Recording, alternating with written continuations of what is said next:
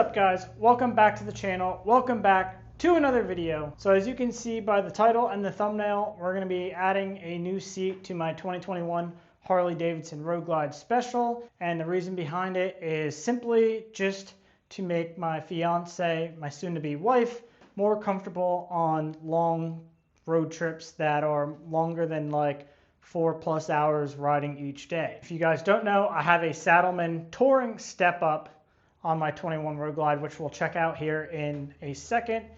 But that seat is kind of still sleeker, but it has a slightly wider passenger portion than say like a typical step-up, and that is obviously for passenger comfort. Now that's pretty much made for like day trips, not day after day trips. So I reached out to my friends at Saddlemen. They've been an absolute supporter of the channel since day one. It's the only seat that I personally will use. I know some people don't care for them, and that's okay because that's why there's multiple brands. So you just pretty much got to test them all out and find which one suits you the best. So enough of me rambling. Let's check out the touring step-up that is currently on my Road Glide, and then I'll show you what Saddlemen and I created. Okay, so this is a touring step-up. As you can see, it's just like a regular step-up seat, but back here, you can tell it kind of gets a little wider just in that little bit. Definitely way better than like here I can show you on the Sportster. Now granted, it would vary a little bit because this is a Sportster seat, but you can kind of just see how low profile the passenger portion is on just a standard step up versus this.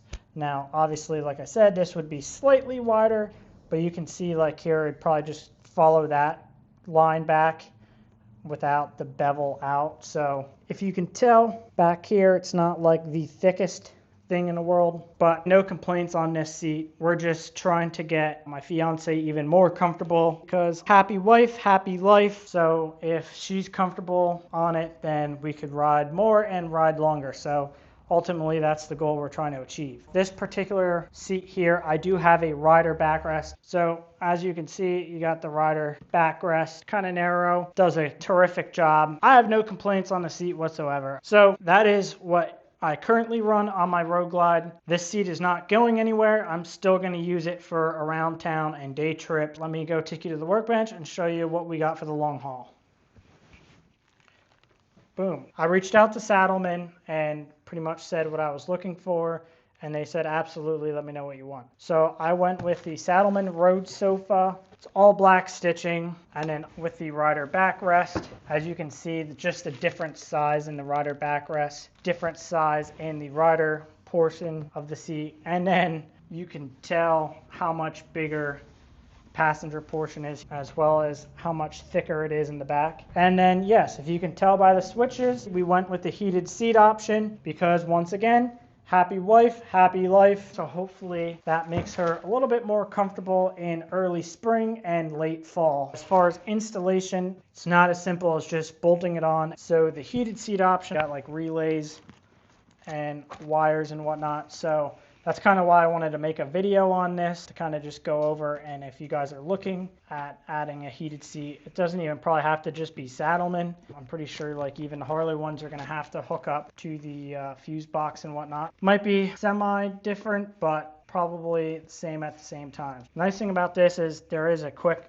disconnect, so if we want to change, we want to put the smaller touring step-up seat on, you got a quick disconnect, so that way this thing isn't hardwired all the time and you'd have to disconnect the fuse or whatever. So that's pretty awesome there. When you get a Saddlemen seat, this comes reversed, so I already went ahead and took the screws out, flipped this around, and secured that. Attached to that, you always get like a seat washer to protect your rear fender, which is awesome. You also get a optional backrest pad spacer. Kind of just brings the pad closer out. I run that on the backrest that I have currently, so I'll probably just go ahead and add this on right away. And then it comes with a rain cover, which is nice because my touring step-up does not have that. This isn't meant to ride with it on.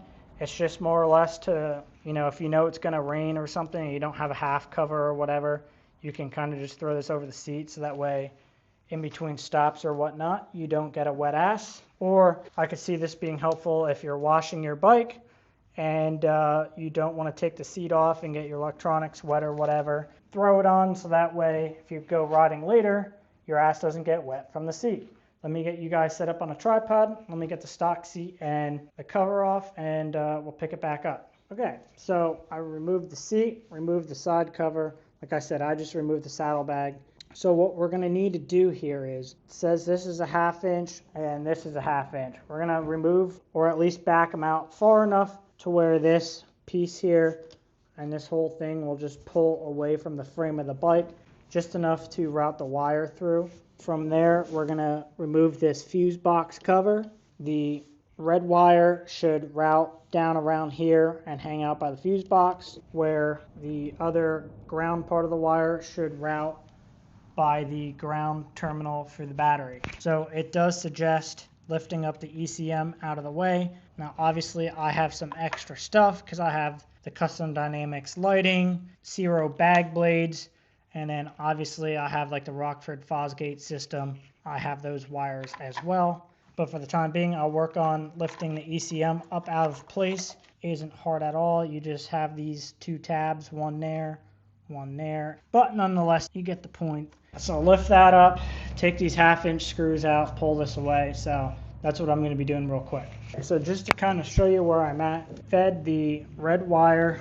This is the saddlebag speaker excess wire. So I fed it down through there, big enough opening to fit the fuse through, just to get it on the back side of the frame rail there. And then I don't know how well you're going to see it, probably not at all.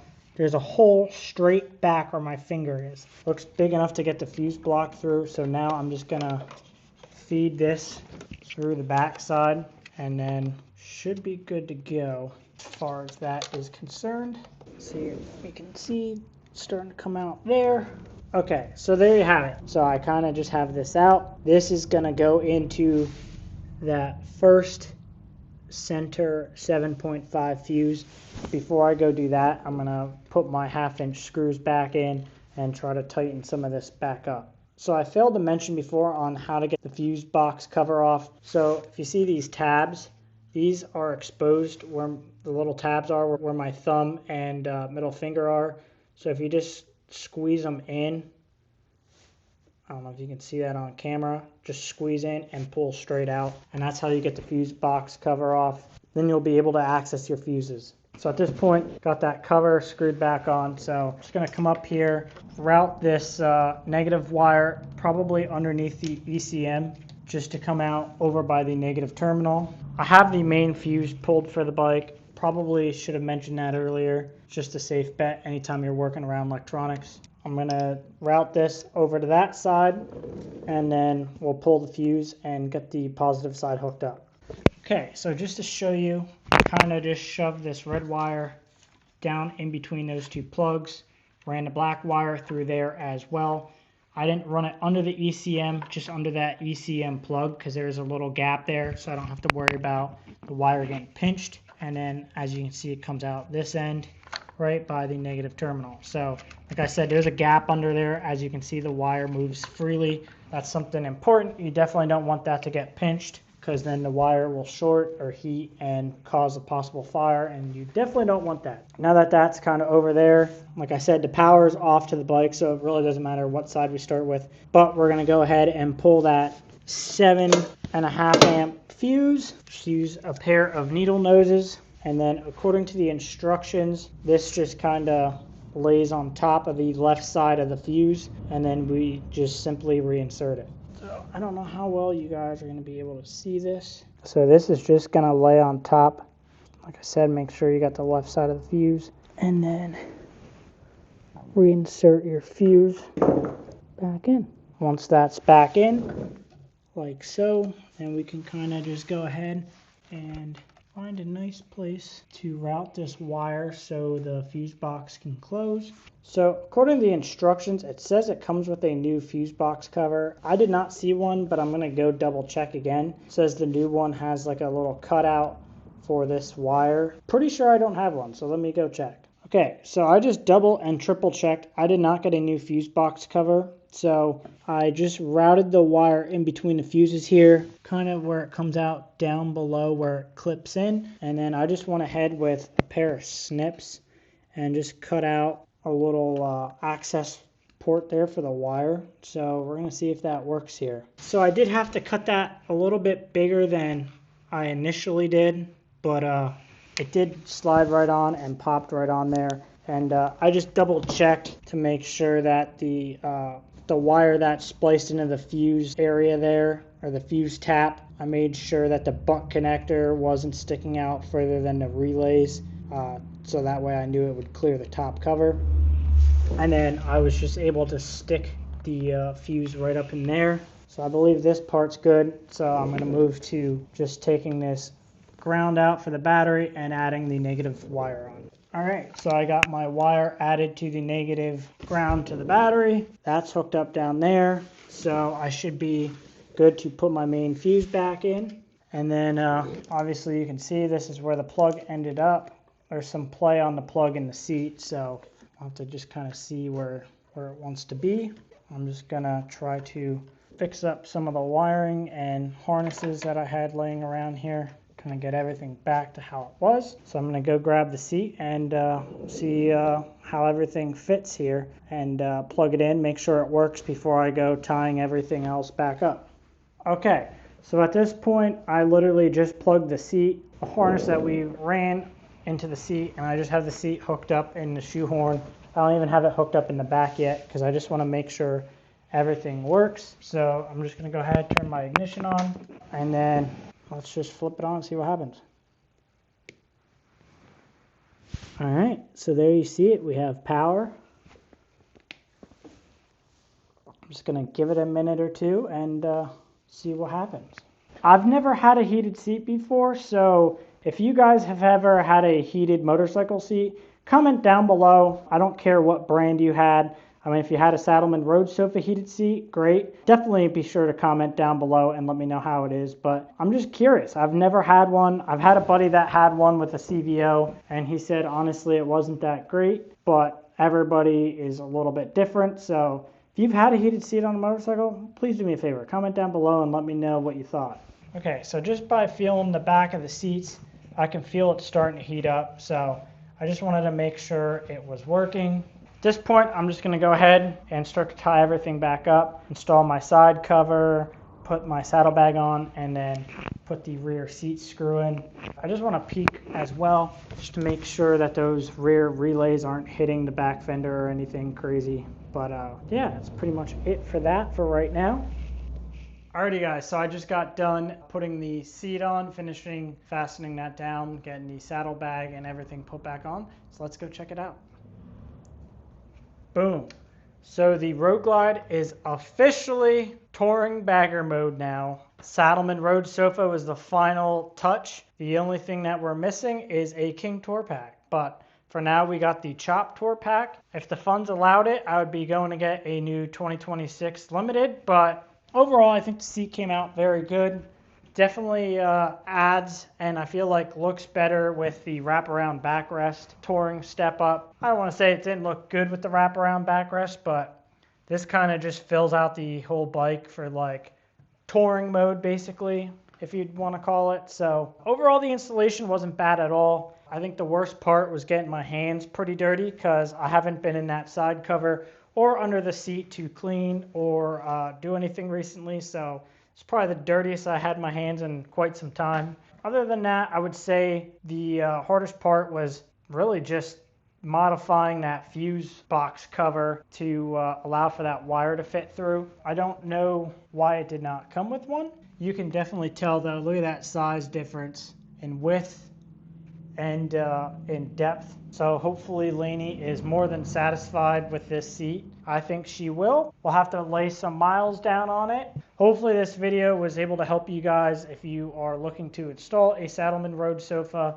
heated seat option, because the instructions weren't bad, but if you don't really know what you're looking for or you haven't really been in that side cover at all, it could get a little confusing. I actually want to hear from you guys. What seat do you guys run? And let me know. I don't care if it's Saddlemen, LaPera, Mustang, Harley, whatever your seat that you run, comment down below. I'm curious to see what other seats people run. And like I said earlier, if you guys run a heated seat, let me know what you guys think, because I'm curious. This is my first heated seat on a motorcycle, so curious to see if I can feel it or not. So once again, to close this video out, I just want to send another huge shout out to Saddlemen.